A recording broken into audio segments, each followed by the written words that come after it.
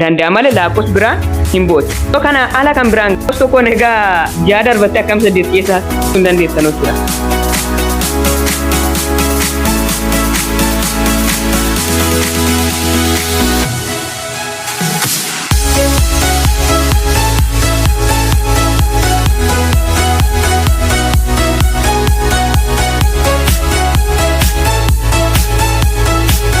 Akkam jirtan hordoftoonni fi kabajamoon chaanalii Learniju. Chaanalii Learniju kun chaanalii haaraa waan ta'eef subscribe, share, like tolchasanii jira. Gaafii yaada yoo qabaatan gara koomentiidhaan na beeksisuu ni dandeessu. Viidiyoon keenyadhaa immoo barnoota herregaa isaa 8ffaa boqonnaa isa xumuraa yookaan boqonnaa 8 kan jedhu isaniif qabadheen dhufeen jira. Hanga xumuraatti na waliin turaasanii jira. So boqonnaa 8 mata duree isa yaadrimee carraa ta'umsaa jedhu. Carraa ta'umsaan kun jalqaba maal akka ta'e jireenya keenya keessatti faayidaa maalii akka qabu jechuudha ilaalla jechuudha. Carraa ta'umsaanuu maal akka ta'e jechuudha. Sababni isaa boqonnaan kun isaniidhaaf haaraadha jechuudha. Kanaan dura kan hin baranne maal akka ta'e tokkoon isaanii waltaadhaan hubannaa. Mee fakkeenya osoo gara gaaffilee armaan gadii ta'iilee ba'uu danda'u yookaan ta'iilee bahuu hin dandeenye jechuu deebis kan jedhu kanarra osoo hin darbiin wanti asirra nuu kenname kun maalidha inni fakkeenyaaf waa'ee wantoota kanneenii salphisee sanitti faa hima. Akkuma beekamu wantoota kanneen tokkoon isaanii beekuun nurraa eegama jechuudha. Callisnee bira dabaruun hin qabnu ammaan jalqabdanii beekuun isanirraan eegama jechuudha. Kun akkuma argitan daa'iidha jechuudha. Daa'iidha. Amma daa'iin kun isan bira jiraatu dhabuu danda'a. So isan ammoo maal tolchitanii isan bira salphaatti ka ijaaruu dandeessan kiubii ni beektu. Kiubiin fuulota meeqa qaba? Fuuloonni walqixa ta'e iskuweerawaa ta'e walqixa 6 qaba. So kana fuutanii maan gootanii ni ijaartu jechuudha. Kiubii erga tolchitaniin booddee fuula tokkoon isaaniirra 1, 2, 3, 4, 5, 6 jedhaati barreessitan jechuudha. Achiin booddee hin darbattan. Waddaa dabartan fakkeenyaaf fuul orgala garu 3 ta'uu danda'a yoo barbaade 2 ta'uu danda'a hin beekamu jechuudha. Kan bu'u jechuudha. Yoo barbaade meeqa fakkeenyaaf osoo 3 nuu bu'eeti 3tu nuu bu'eera. So carraan ta'umsaa isaa meeqadha? Fuulonni meeqa qaba? Tokkoon isaanii tokkoon eega 6 barreessanii 6 jettu. Meeqadha inni darbate? 3. Tokkorra meeqa? 6dha jechuudha carraa ta'umsaa isaa jechuudha. Bifa kana tolchitanii isaaniif galuu danda'a haala kanaadhaan jechuudha. Kun ammoo akkuma beektan diinaaraadha. Diinaara kan osoo ol darbanneeti fakkii leencaa argachuu dandeenya yookaan fakkii namaas argachuu dandeenya jechuudha. HRT kanneen lama keessan tokko argachuu dandeenya. Osoo fakkeenyaaf qarshii abbaa tokko kan Itoophiyaa itti fayyadamaa jirtu jechuudha.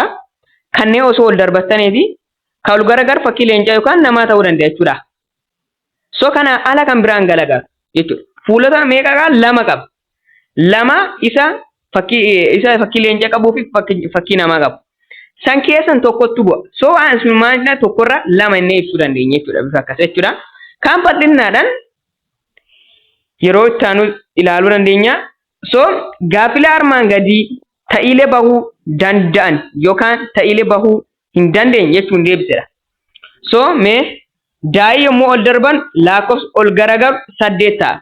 Amma akkuma sanitti hime daa'iin tokko 2, 3, 4, 5, 6 kanaan ala hin qabu. So kanaafuu ta'iilee bahuu hin dandeenye gonkumaa ka ta'uu hin dandeenye jechuudha. 8 saba lakkoofsa tokkoon egaa 6 darbattee akkam 8 keessa bahuu danda'a? Hin danda'amu. So aduun gara dhihaa dhiiti. Kun sirriidha. Aduun gara dhihaani dhiiti kun ta'uu ba'uu kan danda'udha jechuudha. Guyyaa roobitti aanee argamu jimaata. Fakkeenyaaf jireenya muuxannoo keenya irratti osoo hubanneeti kuni guyyaa roobitti aanu jimaata ta'ees hin beeku jechuudha. Kamisaadha. So kanaafuu ta'ii bahuu hin dandeenyedha jechuudha innis. So inni afuraffaarra yeroo diinara yommuu ol darban fuul ol garagar fakkii namaa ta'a. Yes, ta'uu ni danda'a kun. Ta'uu fakkeenya diinara kana akkuma sanii fudhadhe abbaa qarshii tokko san kaasan bira jiraatu danda'u qarshii tokkodha. San osoo ol darbattaniiti fakkii leencas ta'uu danda'a yookaan fakkii namaa ta'uu danda'a. So kun ta'ilee bahuu danda'an jedhama jechuudha. So kana fakkaata yoo ta'iin ba'iilee tokko shakkii kan hin qabne ta'e ba'ee akkasii ba'ii shakkii hin qabne jedhama. Yoo ta'iin ba'iilee tokko shakkii kan hin qabne ta'e ba'iin akkasii ba'ii shakkii hin qabne jedhama. Carraa ta'umsaa isaa tokko. Kana jechuun wanti tokko ta'uun isaa shakkii kan hin qabne yoo ta'e ba'iin akkasii maanaa ba'ii shakkii hin qabnedha. Fakkeenya barsiisan hojii manaa sanii kenneera. Hojii manaa inni isaniif kenne sun deebii hundi barsiisaan kanaan dura golatti hojjeteera saniif. Amma inni isuma garagalchisanii kenne. Isaaniif sanuma garagalchisanii deebii kanaan dura inni waan hojjeteeru. So kun carraa ta'umsa isaa tokkodha jechuudha. Guutuma guututti argattan jechuudha. Saan isaa kan inni hojjete kanaan dura osoo hin jijjiirin fidee isaan ammoo garagalchisan jechuudha. Kun ta'ii shakkii hin qabne jechuudha. Shakkii tokko hin qabu. Hin dhabne jettanii wanni shakkitan hin jiru jechuudha. So ta'iilee ba'ii irratti shakkii malee ta'u yoo jiraate ba'ii akkasii ba'ii ta'uu danda'u jedhama. Ta'iin ba'ii irratti carraa shakkii malee ta'u yoo jiraate ba'ii akkasii ba'ii ta'uu danda'u jechuun fakkeenyaaf ba'uun isaa shakkii qaba. Kun hin ba'a garuu shakkii qaba. Fakkeenyaaf maallaqa abbaa tokko fakkeenyuma isa fudhannaa osoo ol darbattaniiti fakkii leencaa yookaan fakkii namaatu sanii bu'a malee guutuma guututti fakkii leencaa ittanii murteessuu hin dandeessan jechuudha. Isaan keessa isa tokkottu isanii ba'a. Kun kanaafuu maana ta'ee akkasii kun ba'ii ta'uu danda'u jedhama.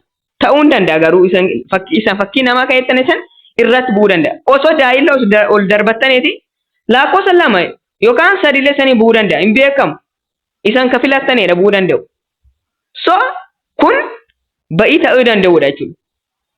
Ta'uu danda'udha jechuudha. Fakkeenyaaf bor bokkaan roobuu ni danda'a. Osoo inneeti guutuma guututti ama fakkeenyaaf duumessi jiraatee bakka akka rooboo ta'e bor bokkaan hin rooba bakka galgala bokkaan hin rooba. Osoo inneeti guutuma guututti hin rooba innee murteessuu hin dandeenye. Garuu ta'uu danda'a hin beekamsu.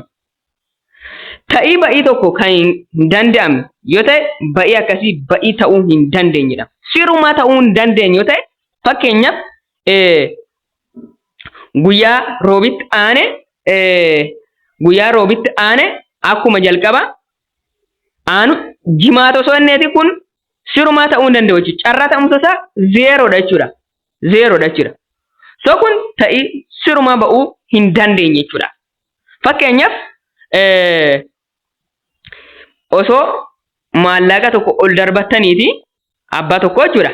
Isa ol darbattaniiti fuul ol garagaru fakkii leencaa osoo hin taaneeti lakkoofsa shaniidha yookaan lakkoofsa sadiidha. Osoo jedhaniiti kun amma ta'uu hin danda'u. Sababni isaa akka maallaqa abbaa qarshii tokko ol darbatteeti lakkoofsa sadi keessatti argate. Fakkeenyaaf osoo daa'ii tokko al tokko ol darbanneeti kan arganu fakkii leencaati osoo jedhaniitu. Kunis siruma ta'uu hin danda'u. Daa'ii lakkoofsa tokkoon egaa jaha hanga jaha kan qabudha. Isaan ala kan biraa bahuu hin danda'u. Isaan fakkii leencaa bahuu danda'are. So akkasitti akka beektan nan barbaada. Kun ammoo yeroo baay'ee ministirii keessanirra ni dhufa. Kanneen sirriitti hubachuu qabdan. So ta'iin hin baane kunoo ta'iin hin baane zeeroodha. Dhibbantaa zeeroodha jechuudha. Ta'ii ba'uu shakkamu. Garuu wanti kun hin ba'a jedhamee shakkama malee ba'uu danda'a akkas hin jedhan hin shakkama bakkaati. Ta'iin carraa ta'umsaa ba'uudhaafis dhabuudhaafis walqixa ta'e. Kana jechuun osoo maallaqa tokko ol darbanneeti fakkii leencaa argachuu dandeenya yookaan fakkii namaa argachuu dandeenya. Isaan lamaan dhabuus keeti walqixa jechuudha. Kanammoo ta'ii bahuu shakkamu kan jennu fakkeenya osoo sanii fudhadheeti fakkeenyaaf filannoon baay'inaan kan ministirii irratti yookaan qormaata kamiyyuu irratti hanga daatu jira. A, B, C, D. Kana keessan ta'ii bahuun shakkamu kun persentii isaa meeqadha? 25 jechuudha. Osoo aarra martanii itti callistanii 25 jechuudha persentii jechuudha. Dhabuun kan argachuun keessan persentii 25 jechuudha. Dhabuun ammoo persentii 75 jechuudha. So akkasiiti. Ta'ii carraa ba'uu dhiisuu fi argachuunis walqixa kan ta'e ammoo fakkeenyaaf dhugaa soba osoo fudhattanii dhugaa soba dhugaa yookaan soba osoo fudhattaniiti persentii meeqadha? 50. Fakkeenya soba callistoo soba asiti argachuun keet persentii 50 dhabuun keetis persentii meeqadha? 50 jechuudha. Akkas akka beektan nan barbaada. Kana malees kan ba'uuf kan abdatamu jechuudha. Borutti aanu yookaan guyyaa roobitti aanu kamis osoo inni kun persentii 100 kan ta'udha jechuudha. Kun kan abdatamudha jechuudha.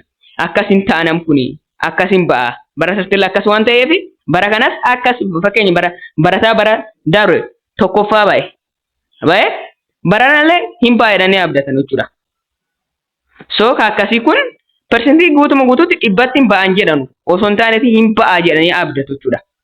Kun guutuma persentii 100 jechuun guutuutti persentii 100 amanachuun sirriitti hin taa'edha. So kanaadha ka fakkaatu barnooti keenya. Hadha chaanaliin kun chaanalii haaraa waan ta'eef subscribe, share, like tolchaa. Gaaffii yaada qabaatan garaa koomentiidhaan na beeksisuu nan deessu. So hanga xumuraatti waan na hordoftaniif guddaa galatooma. Viidiyoo birootiin hanga wal agarrutti nagaan naa turaa. Na jiraadha.